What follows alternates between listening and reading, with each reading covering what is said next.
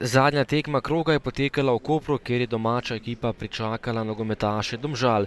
Nobena ekipa ni najbolj blesteči formi v tem drugem delu prvenstva, Domžalčani pa so dobili letošnji obe medsebojni tekmi.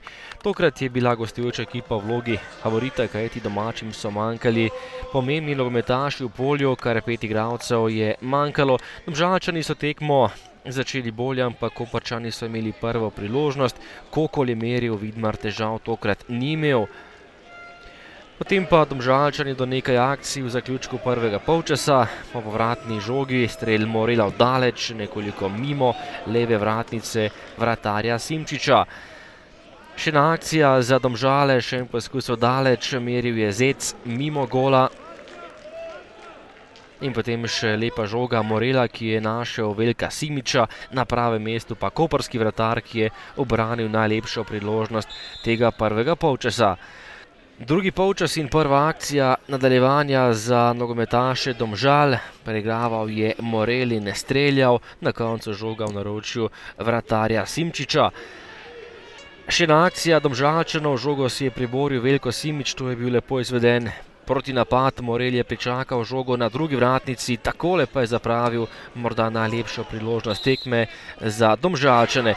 Potem pa prekršek za 11-metrovko. Padel je Pešovski, ob njem je bil Trajkovski in tole je bila 11-metrovka. K žogi je stopil Hadžič in brez težav zadel za 1-0. Veselje Koprčanov in prednost za 1-0. Do konca dvoboja še nekaj obetavnih akcij. Najprej je streljal Rudi Vanca Špožek, na pravem mestu Simčič in še en rumeni karton. Prejel ga je Palčič, to je bil drugi rumeni karton za tega nogometaša in izključitev Mateja Palčiča. Z igralcem so tekmo končali Koprčani. In potem še sodniški podaljšek, dolga žoga proti Štromarju, uspešnejši pa je bil Nejc Vidmar in zadržal žogo v svojih rokah. Tekma se je končala, Koprčani so zabili gol po 11-metrovki in na koncu slavili z minimalnih 1-0. Vtis je odličen, ker sami smo vedeli, da bo trda tekma vsaki ekipi, ki je zdesetkana.